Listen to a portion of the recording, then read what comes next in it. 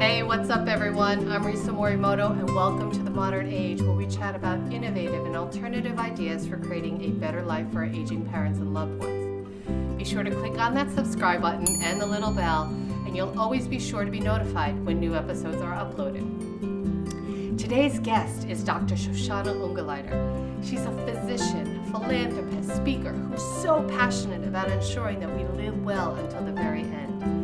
She founded the Endwell Foundation and is an executive producer of a short documentary called Endgame, which is nominated for an Oscar this year. You can watch it on Netflix right now, actually. And on top of all that, she has numerous accolades, including being named 2018's 40 Under 40 by San Francisco Business Times, as well as Huffington Post's 99 limit-breaking female founders. Check it out.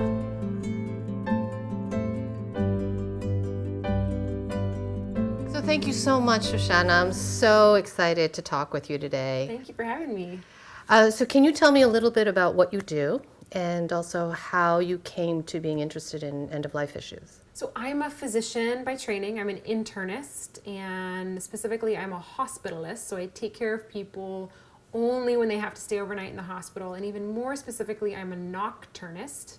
So I only work at night. So that's sort of an industry term for people that are crazy enough to work the real night shift, 9 p.m. to like 8 or 9 a.m. Wow. Yeah. That's intense.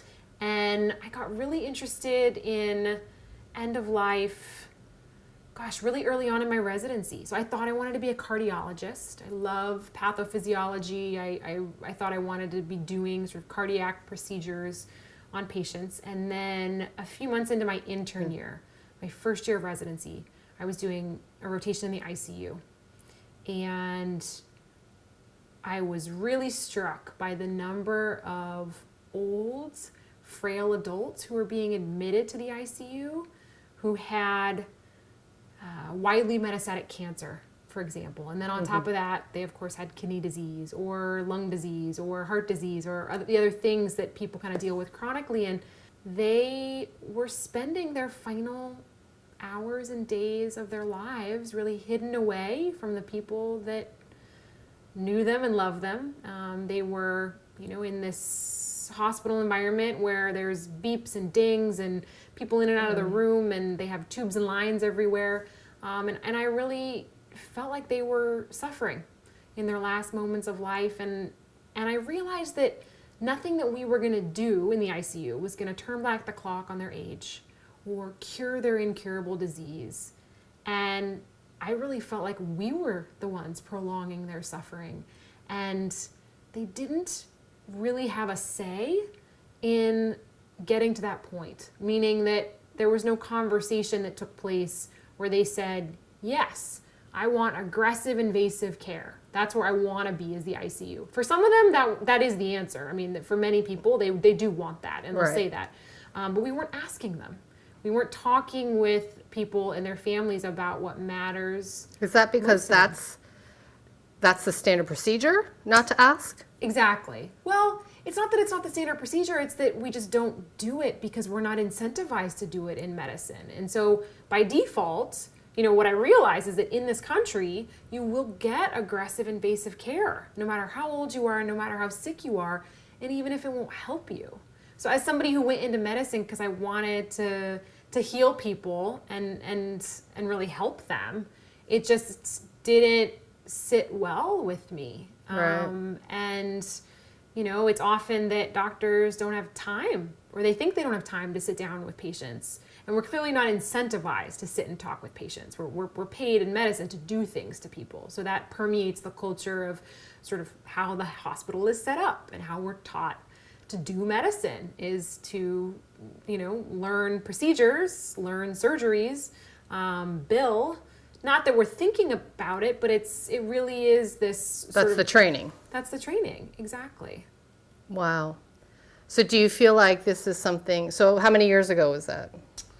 That was around 2011. So it's been 7 years. And, and actually what I'll say is that the reason I got interested in specifically end of life was because the Palliative Care team, which is a field of medicine that focuses on quality of life for people and their families who are facing a serious illness, life-limiting illness, at our hospital was really robust and wonderful and would be called in a lot to talk to patients and families. And I saw just how much good that could do when a doctor knows how to talk to patients and their families. It can change the course of their life and their illness just as much as doing open heart surgery can. And so, my first real passion was figuring out how can we train all doctors and really all nurses and everybody in how to communicate effectively with patients. Right. So if someone comes into the hospital and the chances of them leaving the hospital is pretty minimal. What are you trained as physicians to do? What is the standard? So are you supposed to try to do everything that you can to keep them alive? Or at some point, then do you say, well, maybe they need to... So do they ever get it? Do doctors ever talk to the families and say, I think you should take them home? Sometimes. What I will say is what the doctor should be asking is, who are you as a person? What is the life that you have lived? Let me learn about you because I don't know you. And if I can't talk to you, let me talk to your family or your loved ones about that. And what matters most to you. So that's what really gets to the heart of the matter, right? Is learning about that person and trying to figure out what they would want. And that can be really hard, especially if they can't speak for themselves. But often family will say, well, mom really valued her independence. And she once told me that if she wasn't able to speak or able to move, life wouldn't be worth living. And so that really helps us get a sense of who a person is. And then we can together come up with a plan that makes sense based on the goals and values of that person. Unfortunately, what tends to happen more often is that nobody's had a conversation far, even years upstream from that, with their family about their goals and their wishes. And doctors in the clinic who have known patients, maybe the primary care doctor, the family doctor who's known that person for years, or maybe the oncologist or neurologist who's been taking care of them for a long time, hasn't taken the time to have that conversation either about prognosis. So they are coming into the hospital not recognizing maybe that time is short.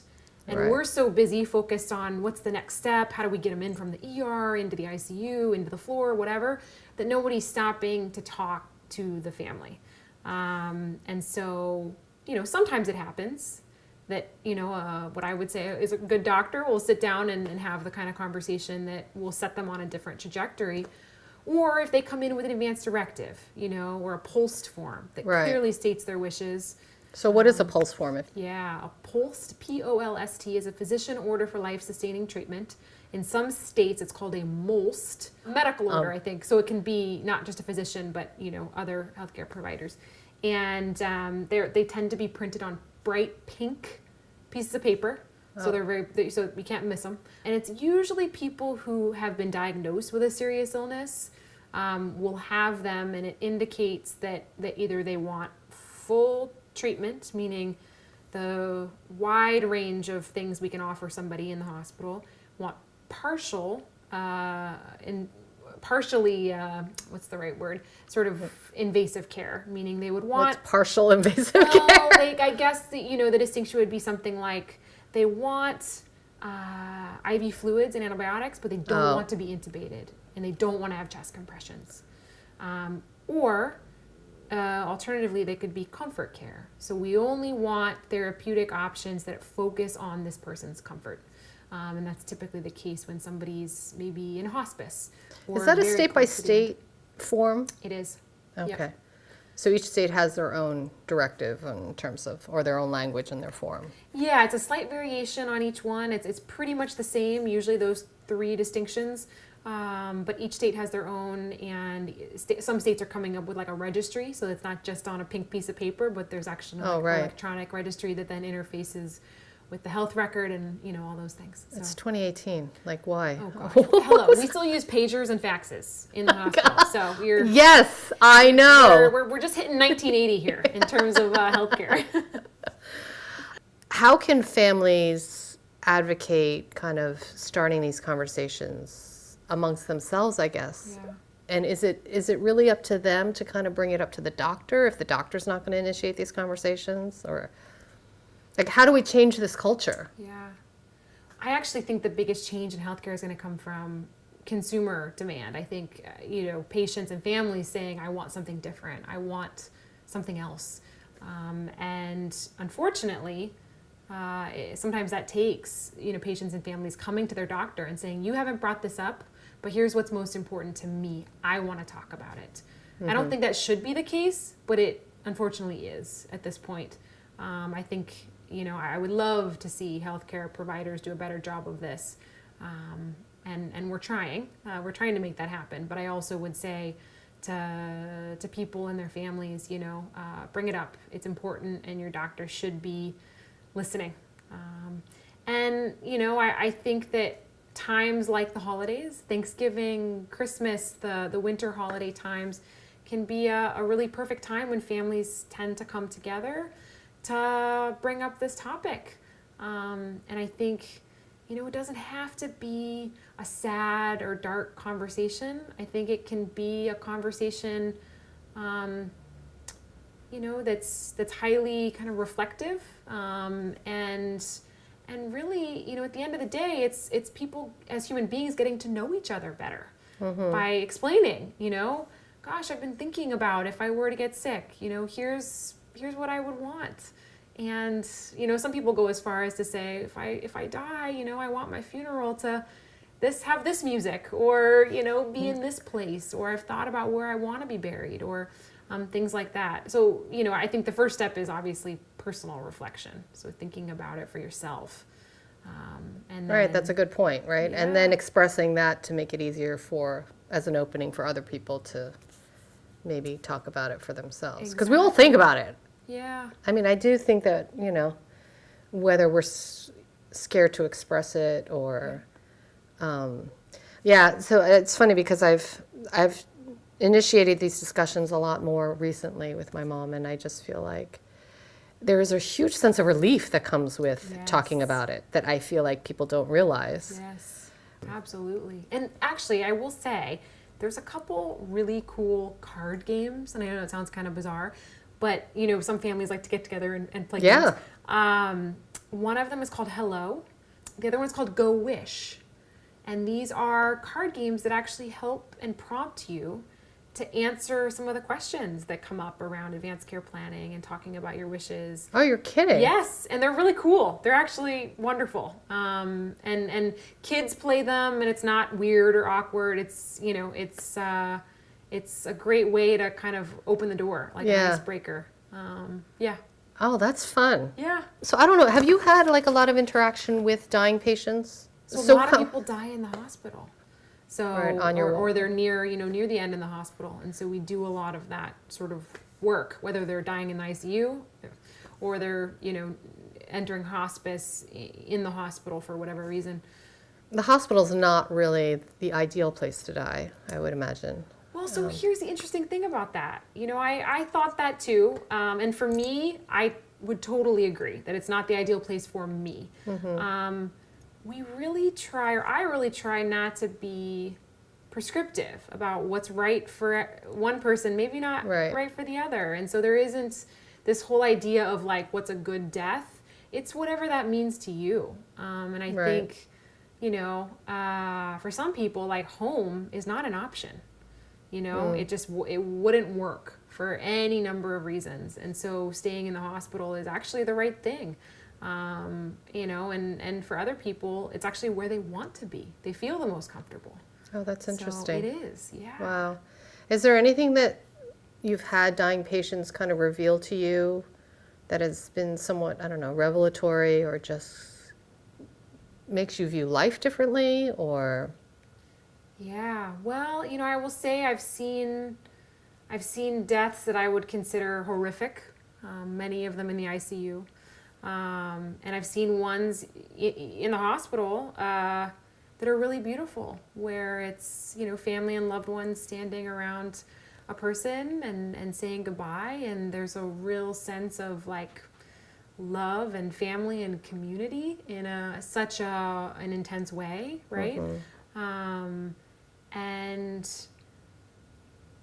I have never, in what I've experienced personally, felt like the dying person is having a hard time necessarily. You know, it's more the family, you know, or the loved ones that are really experiencing the pain and the grief. I don't know if that makes any sense, but I think, you know, for me, getting to see that, getting to bear witness, you know, to that part of life more often than most people, I think, really gives me a lot of perspective, and I think it helps me live better, you know, knowing that one day that, you know, life ends, and that my friend Lucy, you know, says living and dying actually aren't separate things. We're doing both at the same time.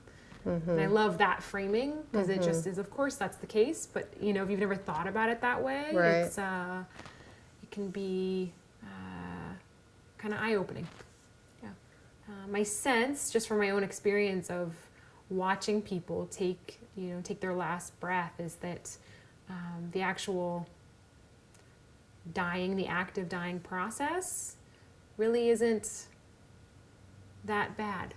You know, it's of course very painful, you know, as a loved one, as a family member, to have somebody leave, and it seems like the pain and the angst is really, you know, the people that are left behind, and maybe not so much, you know, the act of dying itself. Do you think it's this, I don't know, this societal belief, like this kind of myth that we've kind of created around death, and that it's scary, and that it's just so much of the unknown that builds up from the time we're children, right? That prevents us from wanting to talk about it? I mean, how do we break that, you know? Yeah, I would say that death is not seen as a part of life in modern day. And gosh, 100 years ago, people used to die in their own homes, laid out on their dining room table, or what they call the parlor, and surrounded by generations, family members. And so it was sort of normal and expected and planned for. There wasn't obviously much modern medicine, so that sort of people died very young. And I will say I'm very glad that we have modern medicine that keeps people, you know, healthy and well for long periods of time. But yeah, I would say that death is really hidden away. Young children don't experience it very often unless they lose a pet, typically. People are afraid to talk about it with their children. You know, children aren't necessarily there when their grandparents are dying, and so it's something that we absolutely have created a lot of fear around, and it's a real problem. So how can families create a better atmosphere to talk about end of life? I feel like, you know, just even me talking with my friends, everyone's just really reluctant. You know, they're scared to talk to mom and dad. Yeah, you know, it's tricky. I think that, to me, it's about normalizing the conversation. So, you know, the things that I think can be really powerful are books and television shows and movies, and ways that through more popular culture means, the way we take in so much information now, that people can sort of get exposed to this kind of conversation in a way that makes sense for them. So that's a lot of the work that, you know, we're doing with Endwell, is focusing on how can we figure out, you know, how to reach that 50-year-old caregiver in Iowa who has a child but also is caring for an aging parent.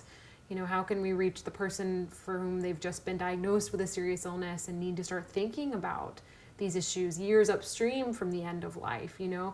I think everybody comes at this with a different experience and maybe a different idea about or concern or fears about the end of life. And so thinking about understanding that there isn't like a one-size-fits-all in terms of, well, if you say this, then this is what's going to happen, and then you can talk about this and do this.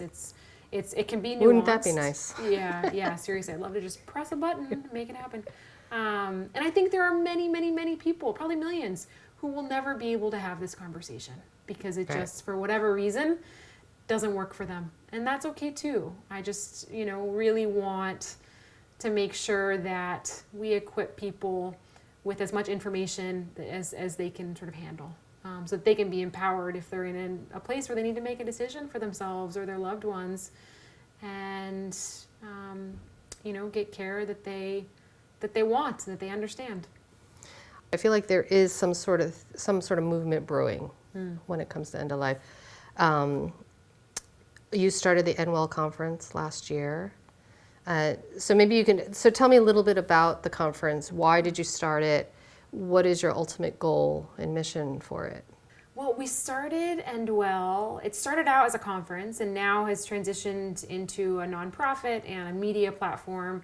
And it's the only place where people from tech and design and healthcare and policy and the arts and education and media and caregiving and patient advocacy and law can all come together to talk about how we can transform the end of life into a human-centered experience in the many ways that can unfold, and what are the solutions that need to come to bear, that, whether it's a product or a service or a new system, to make sure that happens for people on the various levels, and not necessarily in healthcare. I mean, we're talking about even sort of, at the community level, what that might look like, so that we can care for people throughout the continuum of life in the best possible ways.